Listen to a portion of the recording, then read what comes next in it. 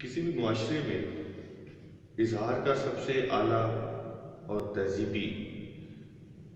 معیار اور اس کی جو فارم ہے وہ ادب ہوتا ہے۔ پاک و ہند کے حوالے سے اگر بات کی جائے تو ہمارے ہاں ہمیشہ چاہے فلسفہ و اخلاق ہو، چاہے سیاست و تاریخ،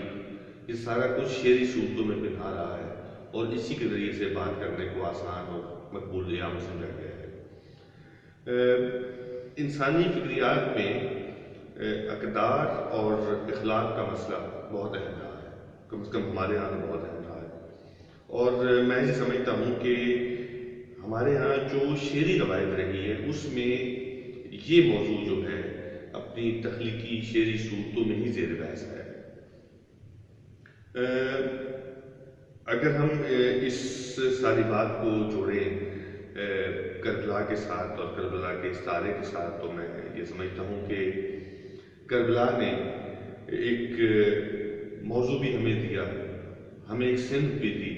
اور ایک استعارہ بھی دیا۔ کسی بھی وقوعے نے جب استعارے کی شکل اختیار کرنی ہوتی ہے تو اس کا مطلب یہ ہوتا ہے کہ وہ ایک معاشرے کے شعور اور لاشعور کی جو گہرائیاں ہیں اس کا حصہ بن چکا ہے۔ اور میرا یہ خیال ہے کہ مسلم ذہن نے شاید اسی لیے واقعہ کربلا کے حوالے سے تاریخ سے زیادہ ادب پر انحصار کیا ہے کہ وہ استعارے کی سطح پر اپنے انتہائی لاشعور میں اس نے اس کو محسوس کیا ہے۔ مسیح جو ہے ظاہر ہے کہ اس میں ہی کربلا بطور ایک استعارے کے آیا ہے، اور مشرق کے اندر اور مشرق میں بھی اردو ادب کے اندر جو ہے وہ مسیح بذات خود جو ہے وہ قائم مقام رہا ہے رزمیہ کا اور ایپک کا۔ اس حوالے سے جب ہم دیکھتے ہیں کہ جو یونانی المیہ ہے وہ کس طریقے سے مسیح کے اندر ہماری مشرقی شعریات میں اظہار بنتا ہے، اور کس طریقے سے وہ جو ہے ایک ڈرامائی آہنگ کے ساتھ ہمارے لاشعور پر دستک دیتا ہے۔ پھر اسی حوالے سے ہم ذرا مسیح کی روایت کو کھولیں تو اس میں جو ڈرامائی آہنگ ہے وہ بہت اہم ہے، اور ہمارے مسیح کی جو فن ہے اس کو بہت اعلیٰ طریقے سے ہمارے سامنے تخلیقی حوالے سے انفولڈ کرتا ہے۔ مثلا تصور ادب میں ہم تصور ہیرو کو اگر سامنے رکھیں اور اس کو اگر ہم جوڑ دیں کربلا کے استعارے کے ساتھ، تو ہمارے سامنے ہیرو کی جو شکل سامنے آتی ہے امام علی مرتبت کی صورت میں، تو اس کے پس منظر میں خود حضرت علی موجود ہے۔ حضرت علی دراصل ایک یونانی دیوتا کی طرح دو چیزوں کا ادغام ان کی پرسنالٹی میں ہوتا ہے،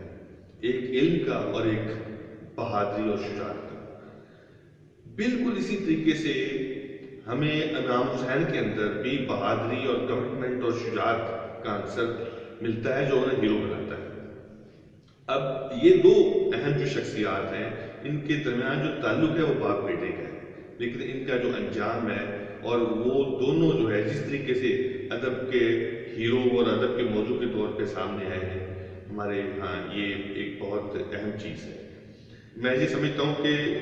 مسلم مشرق کا جو ذہن ہے وہ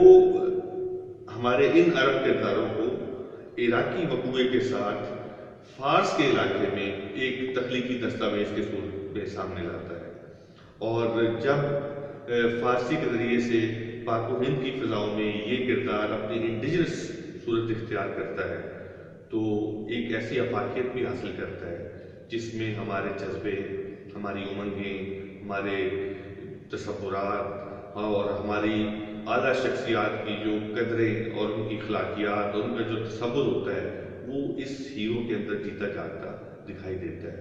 میں سمجھتا ہوں کہ اس حوالے سے کیوں کربلا کا استعارہ ایک ملٹی ڈائمینشنل صورت ہے۔